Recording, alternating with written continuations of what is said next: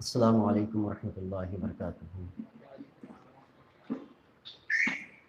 الحمد لولیہ والصلاة علی نبیہ وعلی آلہ واصحابہ المتادبین بآدابہ، اما بعد فاعوذ باللہ من الشیطان الرجیم، بسم اللہ الرحمن الرحیم۔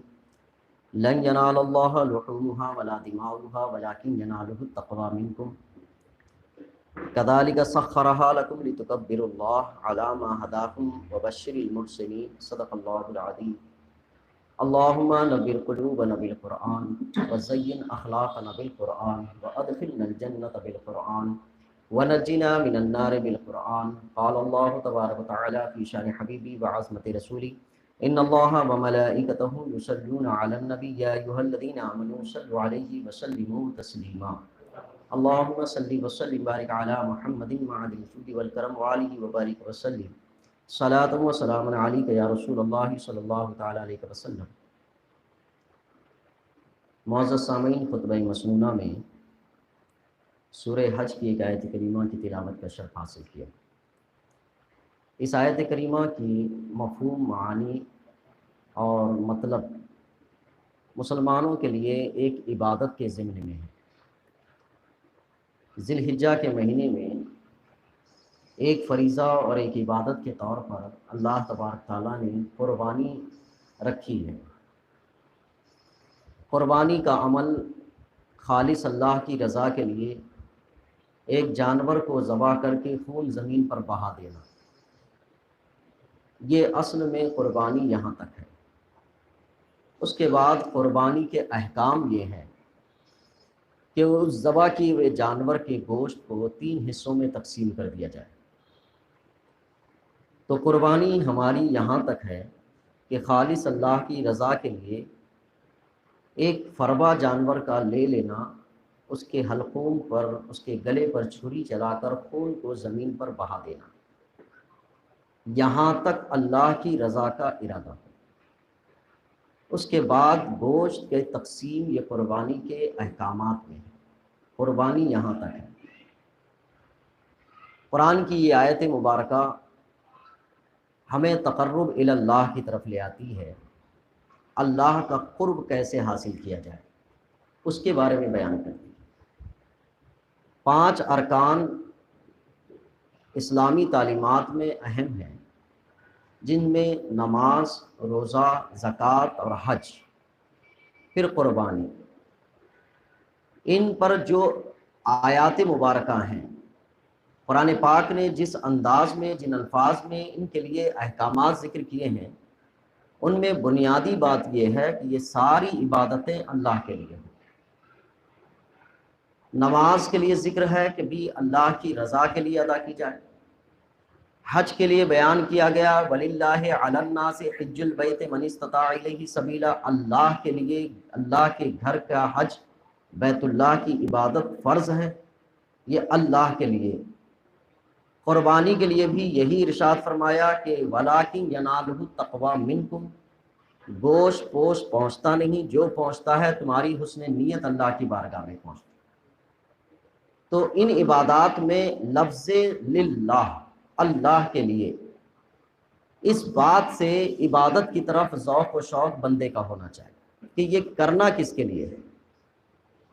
اور اس بات کے سمجھنے میں ہمارے درمیان شیطان کے وسوسے، کبھی ہمارے معاملات، ہماری طرز زندگی، ہمارے بنائے ہوئے طریقے آڑے آتے ہیں، جو ہمیں اس مقام تک پہنچنے میں نقصان دیتے ہیں، ہماری عبادتوں کی روح کو کھا جاتے ہیں، اصل عبادت سے منحرف کر دیتے ہیں، پھیر دیتے ہیں۔ بیچ بیچ میں ایسی دخل اندازیاں آ جاتی ہیں کہ عبادت کے اصل مقاصد بالکل دور ہو جاتے ہیں۔ ہم رسم و رواج کے قائل اور مائل، اور اسی کو ادا کر کے ہم یہ سمجھتے ہیں کہ عبادتوں کے تقاضے کو پورا کر چکے۔ کیسی کیسی چیزیں اس میں دخل دے جاتی ہیں۔ کہا کہ گوشت پوشت نہیں پہنچتا، جو پہنچتا ہے وہ اللہ کی بارگاہ میں تمہاری حسن نیت، تقویٰ پہنچتا ہے۔ اس کے لیے حضور نے احکامات بھی ذکر کیے۔ قربانی جس طرح سے مذہب اسلام میں ایک عبادت کا تصور رکھتی ہے، ابتدائے انسانیت سے بھی یہ ایک عبادت کا تصور ہے۔ حضرت آدم علیہ نبینا علیہ السلام کے بالکل قریبی اولاد میں حابل اور قابل کا نام ہے۔ وہ حابل اور قابل جن کی تاریخ یہ بتاتی ہے کہ دنیا میں پہلا قتل ان دونوں کے درمیان ہوا۔ قابل نے حابل کو قتل کر دیا۔ اس کی وجہ جو بنی، اس کی وجہ کا تذکرہ آتا ہے کہ جس خاتون سے نکاح کا تذکرہ تھا کہ آپ کے لیے یہ حلال ہے، آپ کے لیے حلال نہیں، تو قابل کا ارادہ ہوا کہ جو مجھ پر حلال نہیں ہے وہ میں اس کو حلال کر لوں، اور اس بنیاد پر قتل کا سبب بنا۔ اس سے پہلے یہ تھا کہ حابل اور قابل کے درمیان نزاع ہوا، ایک جھگڑا ہوا۔ اس جھگڑے کے تصفیے کے لیے حضرت آدم علیہ نبینا علیہ الصلوۃ والسلام نے یہ حل فرمایا کہ دونوں رب کی بارگاہ میں قربانی پیش کرو، جس کی قربانی قبول کی جائے گی وہ حق بجانب ہوگا۔ اور قربانی کے لیے سامان، متاع یا کوئی بھی چیز پہاڑ جیسے علاقے پر رکھنا تھا، تو دونوں نے اپنی اپنی قربانی کے سامان کو ایک پہاڑ کی چٹان کے پاس رکھ دیا۔ اس وقت قربانی کے قبول ہونے کا معنی یہ تھا کہ جس کی قربانی قبول ہوگی اس کی علامت یہ ہوگی کہ آسمان سے ایک آگ آئے گی اور وہ آگ اس سامان کو اٹھا لے جائے گی۔ تو جس کا سامان اٹھا لیا گیا وہ قربانی قبول ہو گئی۔ حابل اور قابل کے درمیان جب یہ بات طے ہوئی کہ قربانی کی جائے گی تو دونوں نے رکھی، تو حابل کی قربانی قبول ہوئی، قابل کی نہیں ہوئی۔ اب قابل کی نہیں ہوئی تو اس کے اندر حسد پیدا ہوا۔ اس حسد نے اس مقام تک پہنچا دیا کہ اس نے حابل کا قتل کر دیا۔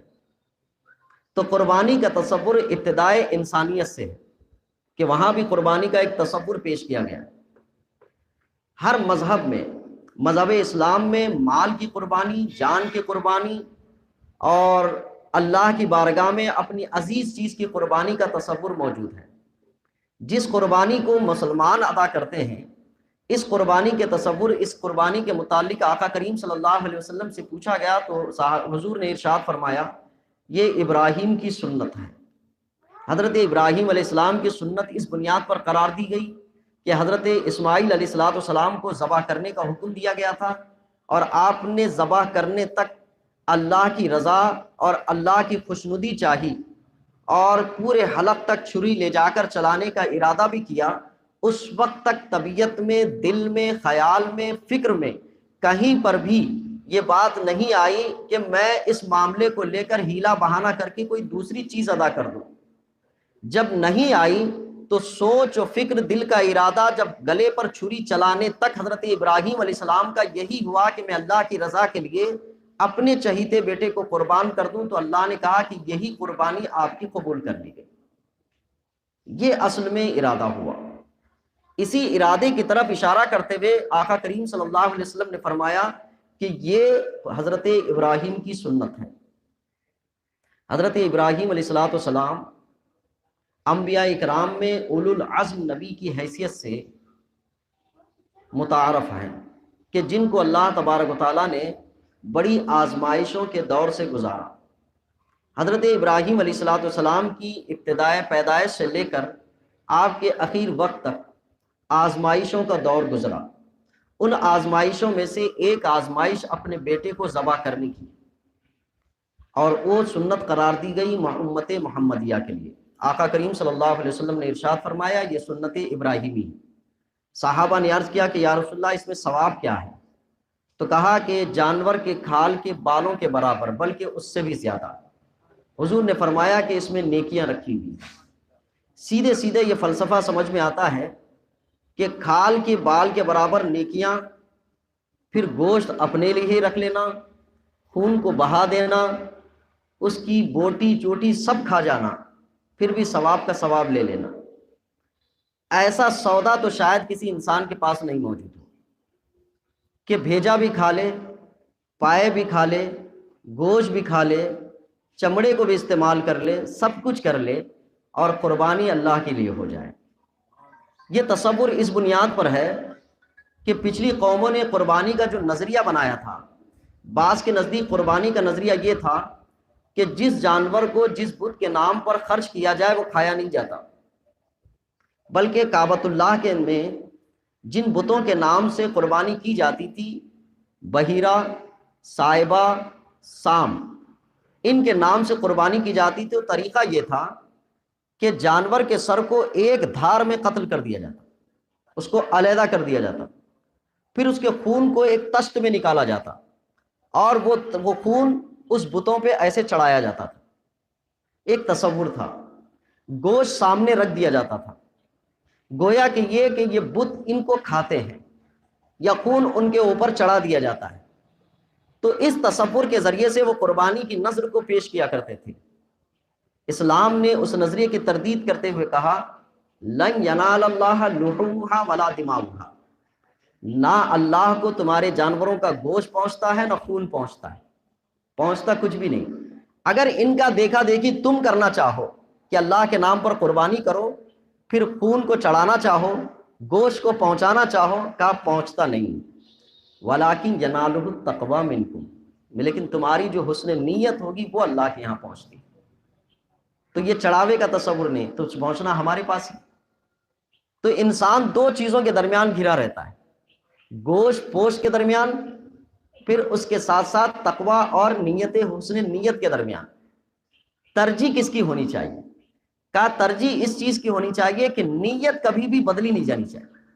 اس لیے کہ حضرت ابراہیم علیہ السلام جب حضرت اسماعیل علیہ السلام کو اللہ کی رضا کے لیے ذبح کرنا چاہ رہے تھے تو شیطان نے کئی جگہوں پر یہ وسوسے دیے تھے، اور وہ کوشش میں لگا تھا کہ نیت کیسے بدل دوں، خالی نیت بھی بدل دوں گا، عمل سے نہیں روک پاؤں گا تو میرا کام بن جائے گا، خالی نیت بدل دوں، اور نیت بدلنے میں بھی کامیاب نہ ہو سکا۔ تو اللہ نے فرمایا قد صدقت الرؤیا، کہ خواب کو سچ کر دکھایا۔ جو رضا اور خوشنودی کے لیے قربانی کرنی تھی وہ آخر وقت تک چلی۔ اللہ نے فرمایا کہ آزمائش اور امتحان یہاں تک تھا۔ آزمائش اور امتحان کا دور آخری لمحے تک ہوتا ہے۔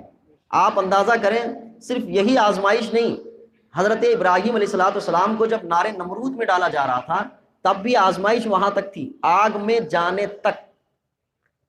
یہ کیفیت ہوتی ہے اللہ پر توکل اور بھروسے کی، کہ آخری لمحہ کون سا۔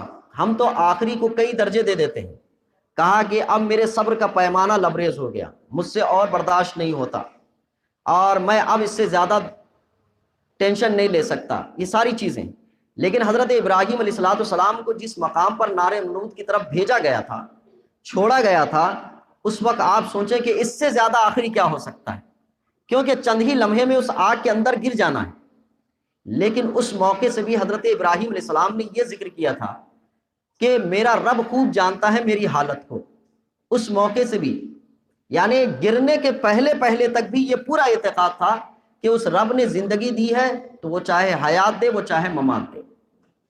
حضرت اسماعیل علیہ السلام کے حلق پر چھری رکھنے تک بھی یہی پورا یقین تھا کہ جان دے دی ہوئی اسی کی ہے، اگر وہ مانگ لیتا ہے تو ادا کی جائے گی۔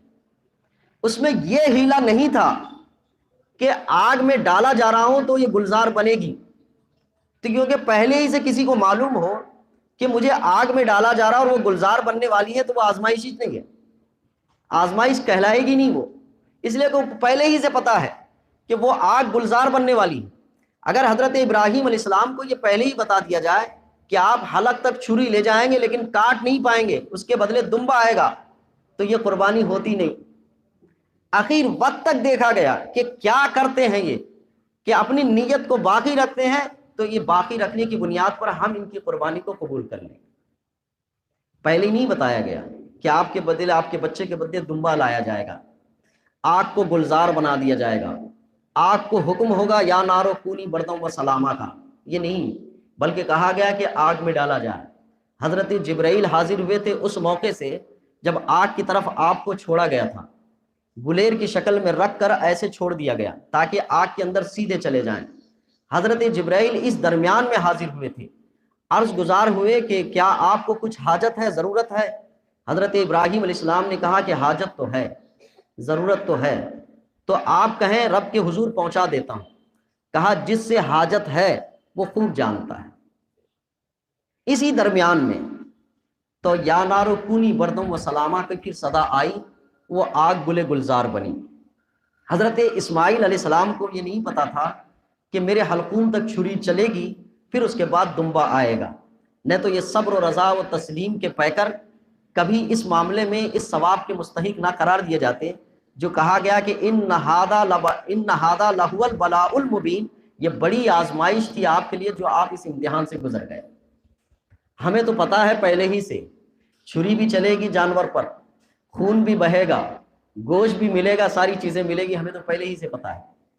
ہماری قربانی مماثلت کے بالکل آخری درجے میں ہے، کہ قربانی کی یہ نقل ہے، وہ بھی نقل میں بھی آخری درجے میں، ہمیں پتہ ہے، ہم نے قصائی سے بھی بات کر لی ہے، اس کو بیانہ بھی دے دیا ہے، جانور ذبح بھی ہوگا، پھر خون بھی بہے گا، گوشت بھی بٹے گا، بلکہ گوشت بٹنے کے لیے ناموں کی پرنیاں بھی بنا لی ہم نے، ہمیں تو سب پتہ ہے۔ پھر اس قربانی کی کیا مماثلت آئے گی ہمارے درمیان؟ اس سے ایک معنی اخذ کیا جاتا ہے قربانی کا، کہ تمہیں جان دی گئی ہے، عزیز ہوگی تمہارے پاس، مال دیا گیا ہے تمہیں، عزیز ہوگا تمہارے پاس، تمہیں عزتیں دی گئی ہیں، عزیز ہوگی تمہارے پاس، وجاہتیں دی گئی ہیں، یہ عزت عزیز ہوگی تمہارے پاس، لیکن جب ان میں سے کسی چیز کا مطالبہ اسلام کے لیے ہو تو خرچ کرنا پڑے گا۔ یہ اصل میں فلسفہ قربانی۔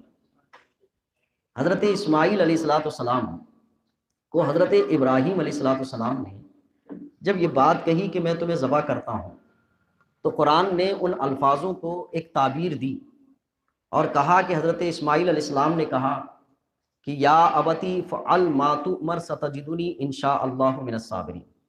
میرے استاد کہا کرتے تھے، ان آیتوں پہ غور کرو، کہ جب ماں باپ اپنے بچوں کو گارڈن لے جانے کی بات کریں بچے فوراً تیار ہو جاتے ہیں، اور اسکول لے جانے کی بات کریں تو آناکانی کرتے ہیں، پڑھائی کی طرف لے جاؤ تو آناکانی کرتے ہیں، نماز کی طرف لے جاؤ تو آناکانی کرتے ہیں۔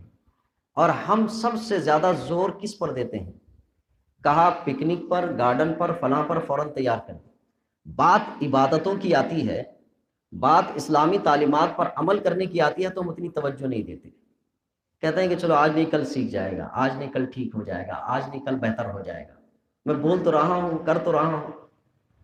لیکن جب اس معاملے میں جان کو تکلیف دینے والی صورت ہو تب تو ہم سیدھے ہیلے بناتے ہیں کہ نہیں بچے کی طبیعت ہی ٹھیک نہیں ہے۔ اور یہاں حضرت ابراہیم علیہ السلام نے جان خرچ کرنے کا حکم دیا ہے، بچے کے اندر یہ کیفیت پیدا کر دینا، یا خود کے اندر یہ کیفیت پیدا کر دینا کہ نعمتیں جتنی بھی رب کے حضور سے ہماری طرف آئی، چاہے وہ عزت کی ہو، وقار کی ہو، عہدوں کی ہو، منصبوں کی ہو، تعلیم کی ہو، تربیت کی ہو، حسن کی ہو، دولت کی ہو اور علم کی ہو، جس کی بھی دولت یا نعمت ہمیں آئی، جب اللہ کے حضور خرچ کرنے کی بات آئے تو اس کو قربانی کہا جاتا ہے، اور اسی کے ذریعے سے بندہ قربت پاتا ہے، اور جب قربت پاتا ہے تو انعام و اکرام کی بارشیں بھی اس پر ہوتی ہیں۔ بس میں اس موقع سے کہنا چاہوں گا کہ ہم زیادہ انعام و اکرام چاہتے ہی نہیں، اسی لیے زیادہ قربانیاں دینا نہیں چاہتے۔ قربانی جب جب کہیں کسی نے دی ہے اللہ نے بڑے انعام و اکرام دیے، اور اس قربانی کا تصور جہاں ہمارے ساتھ عبادتوں کے ساتھ جڑا ہوا ہے، معاملات میں بھی کسی نے اگر قربانی دی ہے تو اللہ نے اس کی قربانی کو کبھی رائے گا نہیں فرمایا۔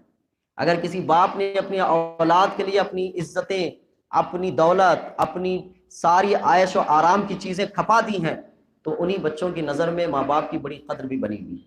میں دیکھتا ہوں کہ بہت سارے لوگ اپنے باپ کی خریدی ہوئی چیز کو بیچنا نہیں چاہتے، اس لیے نہیں بیچنا چاہتے کہ یہ میرے باپ کی علامت ہے، میں اس کو نہیں بیچوں گا، یہ میرے باپ کی خریدی ہوئی زمین ہے، میں اس کو نہیں بیچوں گا، یہ میرے باپ کا آبائی مکان ہے، میں اس کو نہیں بیچوں گا، اس لیے کہ یہ ان ماں باپ کی کہانی بن جاتی ہے کہ یہ چیزیں علامت کے طور پر ہیں، انہوں نے بڑی قربانیاں دی ہیں۔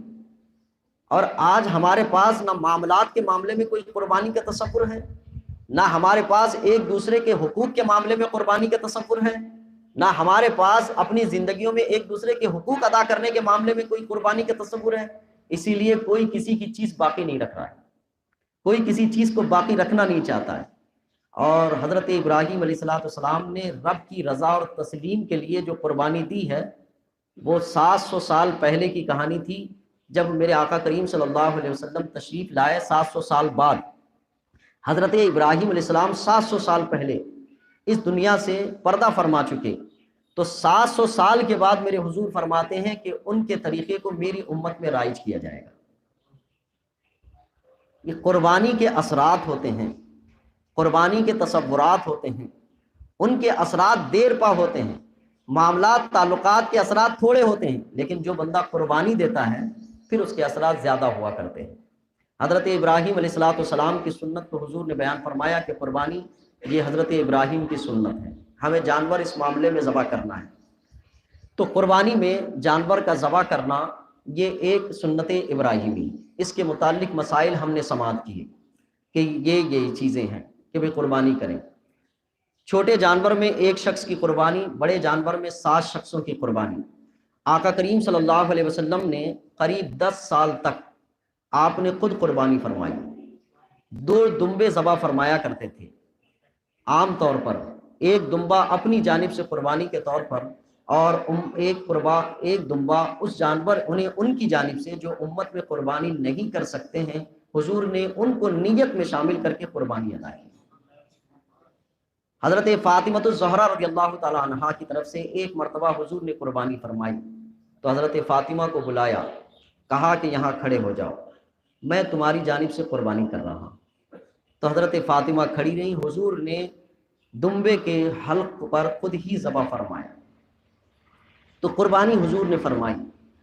امت کو ترغیب دینے کے لیے آقا کریم صلی اللہ علیہ وسلم نے قربانی کے کبھی جانور کو عیدگاہ میں کٹوایا تاکہ سارے لوگ دیکھیں اور قربانی کی ترغیب لیں۔ تو مجمع میں قربانی ارشاد فرمائی تاکہ لوگ دیکھیں اور قربانی کے تصور سے واقف ہو جائیں۔ تو نبی کریم صلی اللہ علیہ وسلم نے قربانی کا تصور پیش فرمایا اور اس قربانی کو مسلمانوں کے لیے عبادت کا ذریعہ بنایا۔ اس میں نیتیں ہماری شروع سے لے کر آخری وقت تک خراب ہونے میں ہمارے اپنے طور طریقوں کا بھی دخل ہے، اور شیطان تو جب حضرت ابراہیم و اسماعیل علیہ السلام کے لیے اپنی محنتیں نہیں چھوڑا، تو ہمیں تو بالکل ہی اپنی گرفت میں لینا اس سے بڑا آسان کام ہے۔ تو وہ ہمیں کہاں کہاں خراب کرتا ہے۔ سب سے پہلے ہم جانور کے خریدنے میں نیتوں میں گوشت کا دخل رکھتے ہیں۔ خریداری کے وقت یہ ابتدا شروع ہو جاتی ہے، کتنا نکلے گا، 1 کنٹل نکلے گا، 80 نکلے گا، 90 نکلے گا۔ اچھا، جو بیچتا ہے اس کا تو دخل ہی یہ ہے کہ وہ ہمیشہ گوشت کے حساب سے بیچتا ہے، لیکن ہمیں اپنی نیتیں درست کرنے کا حکم دیا گیا۔ اسلام نے اس کا طریقہ بیان کیا کہ قربانی کے لیے جانور کے لیے آپ فربا خوبصورت جانور انتخاب کرو، یہ کیا گیا۔ لیکن عملی طور پر میں اس کو ہمیشہ مفقود دیکھتا ہوں کہ نہ اس نیت کے لیے پورے ہم آمادہ ہوتے ہیں، بلکہ ایسے جانوروں کا انتخاب کہ سامنے والے کی طرف سے پیشکش، یا ہم پہلے ہی سے پیشکش کر دیتے ہیں کہ اتنا نکلنا چاہیے، ہمارے رشتہ دار بہت ہیں۔ اگر پہلی نیت ہماری گوشت کی ہو تو قربانی کی نیت کو یہ اثر پیدا کرتی ہے، کیونکہ قرآن کا جب یہ اعلان ہے کہ گوشت پوش ہمیں پہنچتا ہی نہیں، وہ تمہارے پاس ہی رہتا ہے، تو نیت میں سب سے پہلے یہ ہونا چاہیے کہ جانور خوبصورت ہو اور فربا ہو۔ اب اس فربے کی نمائش کی کوئی ضرورت تو ہے نہیں، قربانی کے لیے بس اللہ دیکھے، اللہ کے یہاں اس کو نظر میں رکھا جائے، بس اتنا کافی ہے۔ تو اس فربا ہونے کا اعتبار کر لیا جائے اور جانور سے تھوڑا سا لگاؤ پیدا کرنے کی بھی کوشش کی جائے۔ میں بہت چیزیں چاہتے ہوئے دیکھتے ہوئے بھی قربانی کی سارے مسائل کو بیان کرنے سے عاجز ہوں، کیونکہ خود ہم اس میں شامل ہو گئے ہیں کچھ طریقہ کار کی بنیاد پر۔ مشترکہ قربانی کے نظم جو ہوتے ہیں ان میں قربانی کے سارے تصورات نہیں پائے جاتے، بلکہ چند بھی نہیں پائے جاتے، اور وہ قربانی ایک رسمن قضا ہو جاتی ہے۔ ہمارے لیے بڑا آسان ہے 2-3 لاکھ روپے کے مالک ہوتے ہوئے اس میں 3600 روپے کا حصہ نکال کے قربانی کر دینا۔ حضرت ابراہیم علیہ السلام کی سنت وہ ہے کہ کل متاع دنیا تھی حضرت اسماعیل علیہ السلام، ان کو مانگا گیا تھا، تو وہ قربانی دینا بڑا مشکل کام تھا۔ ہمارے لیے اتنے پیسوں کی فراوری کے وقت میں 3600 روپے یا 5000 کے بکرے کے ذریعے سے قربانی دینا بہت آسان ہے، لیکن اس میں بھی نیتیں ہم ٹھیک نہ کر پائیں تو پھر حقیقت قربانی سے ہم بہت دور ہو جائیں۔ تھوڑی سی قربت ہو اس سے، اس جانور سے لگاؤ ہو جائے، اپنائیت کا تھوڑا سا تصور آ جائے۔ یہ اسلامی احکامات میں نہیں ہے، شرط نہیں ہے، واجب نہیں ہے، لیکن قربانی کا تصور تک پہنچنے کا ایک طریقہ ہے۔ ایسا نہیں ہے کہ صحابہ نے یہی طریقہ رائج کیا ہو یا حضور نے یہی طریقہ رائج کیا ہو کہ اس کو پالا ہو، پوسا ہو بڑی خوبصورتی سے، لیکن یہ تو اعتبار رکھا گیا ہے کہ خوبصورت ہونا چاہیے، اچھا ہونا چاہیے۔ کل کی ایک کہانی ہے کہ کل کے بازار سے جب ایک بکرا خریدا گیا تو بکرا بیچنے والی خاتون اور اس کے بازو کھڑا ہوا بچہ بیچنا نہیں چاہتا تھا۔ عقیقے کے لیے جانور خریدا جا رہا ہے، خاتون کہہ رہی ہے کہ میں اس کو بیچنا نہیں چاہتی لیکن ضرورت ہے بیچ رہی، بچہ رو رہا ہے کہ مت بیچو۔ یہ کہانی سمجھ میں اس وقت تک نہیں آئی کہ کیا ہے۔ اس خاتون کا کہنا تھا کہ میں نے اس کو پالنے میں اپنے بچے کی طرح پالا ہے، یہ بکرا عام جانوروں کی طرح کھاتا پیتا نہیں تھا، یہ انسانوں کی طرح کھایا پیا ہے۔ میں جب صبح روٹی کھاتی تھی تو اس کو روٹی کھلاتی تھی، میں جب چائے پیتی تھی اس کو چائے پلاتی تھی۔ میرا بکرا چائے پینے کا عادی ہے، مول صاحب لے کے جانا تو اس کو چائے ضرور پلانا، چائے پینے کا عادی ہے، صبح سے چائے نہیں پیا ہوا ہے۔ یہ کل کی کہانی بتا رہا ہوں میں، کسی کا واقعہ نہیں، خود کی گزری ہوئی بات بتاتا ہوں۔ یہ بات سمجھ نہیں آئی کہ اس نے کہا کہ میں نے اس کو، بچہ رو رہا تھا کہ مت بیچو مت بیچو، یہ لگاؤ تھا۔ میں جب اس کو لے کے آیا تو میرے پاس وہ لگاؤ کا تصور تو تھا نہیں، کل عقیقے کے نام پہ اس کو ذبح کرنا تھا، ذبح کر دیا۔ قریشی نے کہا کہ اس جانور کو بہت ناز و نخرے سے پالا گیا ہے، اس کا گوشت بتاتا ہے، اس کو عام جانوروں کی طرح پالا نہیں گیا۔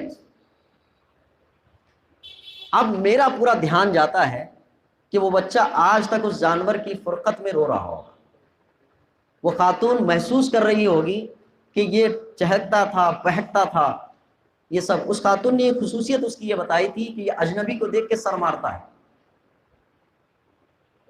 تو بولتے ہوئے اس نے کہا تھا کہ بچوں کے قریب مت لے جائیے، یہ مارے گا، یہ اپنے لوگوں کو نہیں مارتا یہ۔ تو اس کی پرورش میں اپنائیت کا اظہار ہوا تھا۔ اگر وہ خاتون اس کی قربانی کرتی تو یقیناً دل جگر پردہ باہر نکال کے قربانی کے مثل ہوتا۔ قربانی کا ایک تصور یہ بھی ہے، میں سارے مشترکہ قربانی پر کوئی قدغن نہیں لگانا چاہتا، لیکن اسلامی حکم اور اسلامی روح تو ضرور بیان کروں گا۔ کیا میں اپنے اعمال، اپنے کردار، اپنی تصویر کے ضمن میں اس کو بیان کرنا بھی چھوڑ دوں کہ اصل قربانی کا تصور کیا ہے؟ کیا میں اپنے اعمال ہی کو خوبصورت بنا کے پیش کر دوں اور کہہ دوں کہ نہیں ہم جو کر رہے ہیں وہ ٹھیک ٹھاک کر رہے ہیں؟ مجھے ان لفظوں پر بھی تھوڑی سی حیرت ہوتی ہے۔ قربانی آپ کی، خدمت علماء کی، گوشت غریبوں کا، یہ تصور نہ لائیں کہ قربانی گوشت کے لیے ہوتی ہے، یا ہم یہ تصور پیش کرنے کے لیے نہ رہیں کہ ہمارے گوشت کے ذریعے سے کوئی بھی بغیر اس دن بغیر گوشت کھائے کے نہ رہے۔ قربانی کا میننگ اور معنی یہ نہیں ہے کہ کوئی بھی عید کے دن بغیر گوشت سے نہ رہے۔ یہ ہم جو تصور لے جا رہے ہیں کہ ساری انسانیت گوشت کھا لینا چاہیے، غریبوں تک بھی گوشت پہنچ جانا چاہیے، قربانی کی روح میں داخل نہیں ہے۔ میں یہ کہہ رہا ہوں کہ پہلے نظریہ گوشت کا نہ لائیں آپ، پہلے نظریہ قربانی کا لائیں، پھر اس گوشت کے نظم کے لیے آپ کوئی دوسرا طریقہ بنائیں، کیونکہ اسلامی احکامات میں بھی ہے کہ گوشت کے 3 حصے کیے جائیں۔ تو میں اس کو یہ نہیں کہہ سکتا کہ گوشت کے بارے میں سوچے ہی مت۔ جس طرح سے آج غریبوں کے تقسیم کے نام کے گوشت کی کہانی چلی ہوئی ہے کہ غربا کے لیے قربانی کا یہ طریقہ، 1500 روپے فی حصص، گوشت لینا ہے تو اتنا حصہ۔ اب یہ نظام تو بنایا جا رہا ہے، لیکن کل کو یہ کلچر، یہ طریقہ جو ہے کہاں تک جانے والا ہے، مجھے عجیبی سے اس کی کہانیاں سمجھ میں آ رہی ہیں۔ قربانی کے اصل تصور سے تھوڑے تھوڑے ہٹتے جا رہے ہیں۔ اب کل کے لیے آسانی ہوگی کہ تھوڑی سی کہیں سے پابندی آ رہی ہے، چھوڑو بھائی کہاں کرنا، تقسیم کروانے والے میں حصہ لے لیتے ہیں، ان کو دے دیتے ہیں، اپنا کیا کرنا ہے، ہمیں کون سا۔ پہلے بھی لے کے کرنا کیا تھا، وہ بانٹنے کا کام تھا، اب بانٹنا تو اور مشکل ہو گیا ہے۔ تو مشکلوں سے بچتے بچتے قربانی کی رسم و رواج اس پر آ جائیں گے۔ قربانی کا اصل تصور یہ تھا مشکلات کو لیتے جانا، مشکلات کو فیس کرتے جانا۔ اب آسانی کی طرف جاتے جائیں گے تو قربانی ہوتی کہاں ہے؟ قربانی میں معلوم ہے بہت مشکلات ہوتی ہیں، بہت مشکلات۔ قربانی کا معنی اگر صحیح سمجھنا ہو تو اس خاتون سے پوچھو جس نے ابھی ابھی بچے کی ولادت کے مرحلے سے گزری ہو، کیا تکالیف ہوتے ہیں۔ احادیث میں ذکر کیا گیا ہے کہ اس کے جسم کے جتنے جوڑ ہوتے ہیں ساروں کا عرق نچوڑ کے ولادت کا تصور آتا ہے۔ تو قربانی اصل نام ہے مشکلات سے جھنجنا، مشکلات کو فیس کرنا، مشکلات کو گلے لگانا اور اس پر راضی رہنا، اس پر خوش رہنا۔ مشکلات کو فیس بھی کرے، اس کی شکوہ شکایت کرے تو قربانی نہیں ہے۔ مشکلات کو فیس کرتے جانا، ہر معاملے میں مشکلات کو اپنے سامنے لانا، اس کا نام ہے قربانی۔ اور ہم جا رہے ہیں سہولتوں کی طرف، ہم جا رہے ہیں آسانیوں کی طرف۔ ہم جا رہے ہیں کمرشلائز کی طرف۔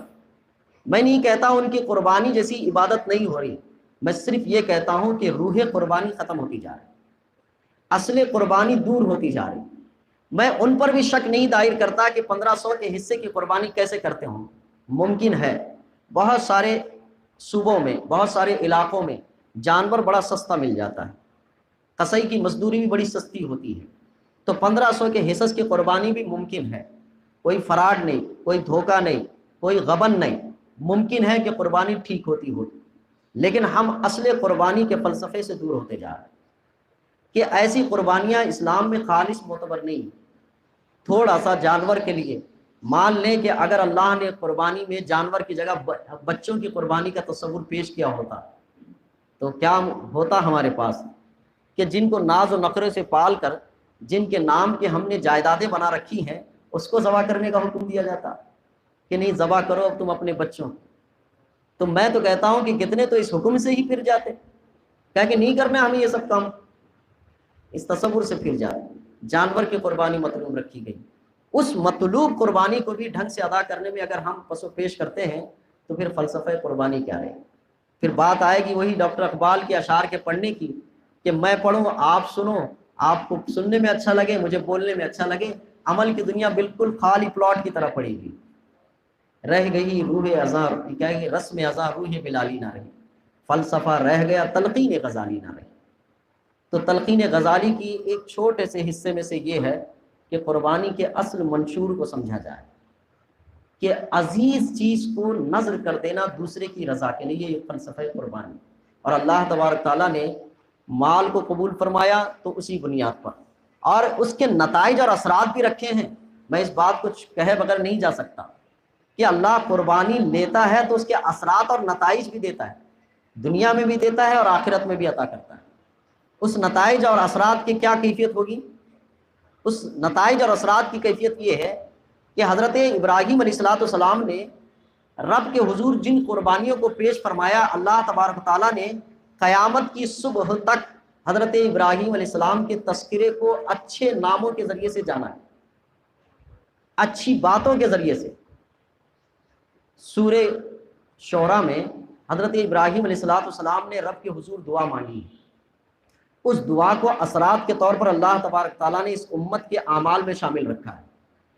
حضرت ابراہیم علیہ السلام رب کے حضور عرض کرتے ہیں کہ مولا میرا تذکرہ، ذکر خیر، اچھا نام، اچھی ناموری آنے والی نسلوں میں باقی رکھ، یہ دعا فرمائی۔ اور ناموری کا شوق ہمیں اور آپ کو ہے، بڑے بڑے ہم جو ہے کام کرتے ہیں اسی وجہ سے کہ میرا نام باقی رہے، بلکہ ہم تو اپنے باپ دادا کے نام سرنیم کو ہی کوئی نہ کوئی کاروبار کا ذریعہ نام دے دیتے ہیں کہ میرا نام باقی رہے۔ حضرت ابراہیم علیہ السلام نے دعا مانگی تھی کہ میری ناموری آنے والی نسلوں میں باقی رہے، آنے والی قوموں میں باقی رہے۔ اور حضرت ابراہیم علیہ السلام کے وقت سے لے کر حضرت میرے آقا کریم صلی اللہ علیہ وسلم کے عہد تک 700 سال کا قریب وقت ہے۔ ان 700 سالوں میں حضرت موسیٰ علیہ السلام تشریف لائے، حضرت داؤد علیہ السلام، حضرت سلیمان علیہ السلام، حضرت یعقوب علیہ السلام، حضرت یوسف علیہ السلام، حضرت عیسیٰ علیہ السلام، اور ان سب کو ایک قوموں کی طرف بھیجا گیا۔ وہ قومیں اپنی اصلیت پر باقی بھی رہی، بعض ختم بھی ہو گئی۔ ان میں یہودیت اور عیسائیت باقی رہی۔ یہودیت اور عیسائیت اپنی اصلیت پر باقی نہیں رہی۔ جو قوم ہمیشہ کے لیے اصلیت پر باقی رہنے والی تھی وہ امت محمدی۔ اس امت محمدی کی عبادات اور معاملات میں اللہ تبارک تعالیٰ نے حضرت ابراہیم علیہ السلام کا ذکر خیر باقی رکھا، تاکہ یہ قوم قیامت تک باقی رہے گی تو ان کا ذکر خیر بھی قیامت تک باقی رہے گا۔ قربانی حضرت ابراہیم علیہ السلام کی سنت قرار دی گئی۔ حج کے ارکان حضرت ابراہیم علیہ السلام اور اہل خانہ کے طریقے پر باقی رکھا گیا۔ صفا و مروہ کی دوڑ حضرت ہاجرہ کا طریق، زمزم کے پینے کا شوق اور شفا حضرت اسماعیل علیہ السلام کی ایڑ کی رگڑ سے پیدا ہوئے چشمے کا نام ہے۔ طواف کرنے کے بعد مقام ابراہیم پر 2 رکعت نماز واجب الطواف حضرت ابراہیم علیہ السلام کے نقش پا کے قریب پڑھنے کا حکم۔ کعبۃ اللہ کے ارد گرد تو برکتیں رکھی گئی لیکن مقام ابراہیم پر نماز پڑھنا ہے۔ صفا و مروہ کی دوڑ، مینا کا قیام حضرت ابراہیم علیہ السلام اور حضرت اسماعیل کی وہ سنت ہے کہ جو آپ نے وسوسے شیطان کو دفع کرنے کے لیے کنکریاں ماری تھی اسی کو باقی رکھا گیا ہے۔ نماز جیسی اہم عبادت میں درود ابراہیم کا ذکر، حضرت ابراہیم علیہ السلام کے ذکر کو باقی رکھا گیا ہے۔ بلکہ اگر میں اس کو کوانٹٹی میں جوڑوں تو 5 وقت نماز اگر پوری دنیا میں کروڑوں اربوں لوگ پڑھتے ہوں گے تو کروڑوں اربوں لوگ 5 وقتہ نماز میں ہر 2 رکعت پر بیٹھ کر حضرت ابراہیم پر درود بھیجتے۔ یہ ذکر خیر ہے۔ قربانیاں اللہ تبارک تعالیٰ جس بندے سے بھی لیتا ہے اس کا ذکر خیر باقی رکھتا ہے۔ اور آج ہم اور آپ مشکلات کو فیس نہیں کرنا چاہتے، آسان، سہولت، راحت، فیسلٹی، ان چیزوں کو اپنانا چاہتے ہیں۔ ہماری حیثیت، ہماری کہانی اسی پولٹری فارم کے مرغے کی طرح ہے کہ ذبح ہونے تک ہی اپنے جیون کا اعتبار بتایا گیا۔ اس کی بانگ کو بھی کوئی یاد نہیں رکھتا کہ کبھی بانگ بھی دیا تھا ہوگا اسے۔ کیوں؟ وہ ایک پنجرے میں کھاتا ہے، سہولت کے ساتھ پیتا ہے، بڑا ہوتا ہے، پھر اس کے بعد جس کے نام کا ہوتا ہے وہ ذبح کر کے اس کے حلقوم بن جاتا ہے، اس کا لقمہ بن جاتا ہے۔ وہ باغجو کے مرغے کبھی جو جواری ہوتے ہیں وہ صبح صبح روز صبح صادق کے وقت بانگ دیتے ہیں تو تھوڑے دن یاد تو رہتا ہے کہ مرغا تھا، بانگ دیتا تھا وہ۔ اب تو ہماری زندگیاں ویسی ہو گئی کہ ہم اب بانگ بھی دینے والے نہیں ہوں۔ ہماری ساری قربانیاں، ہمارے سارے کام وہ اس حیثیت کے ہو گئے۔ مشکلات کو فیس نہ کرنا اجتماعی طور پر مشکلات کو لانے کے برابر ہے۔ کہ اگر ہر آدمی یہ سوچے کہ میں مشکل میں نہ پڑوں، میں مشکلات کو فیس نہ کروں، میں قربانی کیوں دوں، میں کیوں ایثار پیش کروں، تو سمجھ لیجئے کہ ساروں کے اوپر بلا آنے والی۔ ہر کوئی اپنے اپنے مشکل چیز کو اٹھا لے۔ اگر ایک عورت کہے کہ میں ولادت کی ذمہ داری نہیں لیتی، میں کیوں مشکل اٹھاؤں گی، بڑا مشکل کام آئے گا، پھر اسے دوسری خاتون سے نکاح کرنا پڑے گا۔ اگر وہ بھی یہ کہہ دے کہ نہیں میں نہیں کرتی یہ کام، تو پھر مشکلات آئیں گے۔ پھر بندہ یہ کہے کہ تو بیٹھ کے کھائے گی، میں کما کے لاؤں، میں یہ نہیں کام کرتا، تو مشکلات آئیں گی۔ بچے یہ کہیں میں تمہاری بات نہیں مانتا، میں تمہارے ٹینشن نہیں پالتا، تمہارے احکامات کو نہیں مانتا، مشکلات آئیں گی۔ ہر سوئی سوچے کہ نہیں میں آرام سے رہوں، سہولت سے رہوں، مشکلات سب پر آئیں گی۔ تو پہلے کی کہانیاں یہ تھی کہ ایک خاتون پورے کنبے کی مشکلات اٹھاتی تھی تو پورا کنبہ پورا نمایاں ہوا کرتا۔ آج وہ مشکلات نہیں اٹھانا چاہ رہی، سب مشکل میں ہیں، سب مشکلات میں آ رہے ہیں۔ اب وہ کہہ رہے ہیں کہ ایسی خاتون ہمیں نکاح کے لیے چاہیے جو گھریلو ہو۔ اب آ رہا ہے کہ گھریلو چاہیے ہمیں خاتون، تو گھریلو خاتون کے لیے ایسا بندہ چاہیے جو اپنا بوجھ اور کنبے کا بوجھ خود اٹھا سکے، اچھی جاب والا ہو، اچھے کاروبار والا ہو، وہ ذمہ داری اٹھانا جانتا ہو، اس کی طرف آ رہے ہیں۔ اس لیے کہ ذمہ داریاں اٹھانا مشکلات کو فیس کرنے کے برابر ہے، اور ہر بندہ اپنی ہی مشکلات کو اٹھانے کے برابر میں نہیں ہے تو دوسروں کی کہاں اٹھائے گا؟ جب نہیں اٹھائے گا تو آئے گی پوری امت پر مشکلات، پوری قوم پر مشکلات آئیں گی۔ اسی لیے مشکلات کو فیس کرنا، مشکلات کو اپنانا، یہ فلسفہ قربانی میں سے۔ میں نے بہت باتیں اشارتاً کہی ہیں اور بہت ساری باتیں اور بھی ہیں، وقت میں دامن میں گنجائش کم ہے۔ اللہ مجھے آپ کو بولے سنے گئے ہوئے الفاظ میں جو سچ اور حق ہیں اس پر عمل کی توفیق عطا فرمائے۔ بولنے سننے میں زبان کی، فکر کی، سوچ کی، سمجھ کی، دلی کیفیت کی، لہجے کی کسی طرح کی بھی غلطی ہو اپنے فضل خاص سے درگزر فرمائے، اور ہمیں اپنے علم اور عمل کے موافق عمل کی توفیق اور اس کی راہیں اور اس کے ماحول بنانے کی توفیق عطا فرمائے۔ السلام علیکم ورحمۃ اللہ۔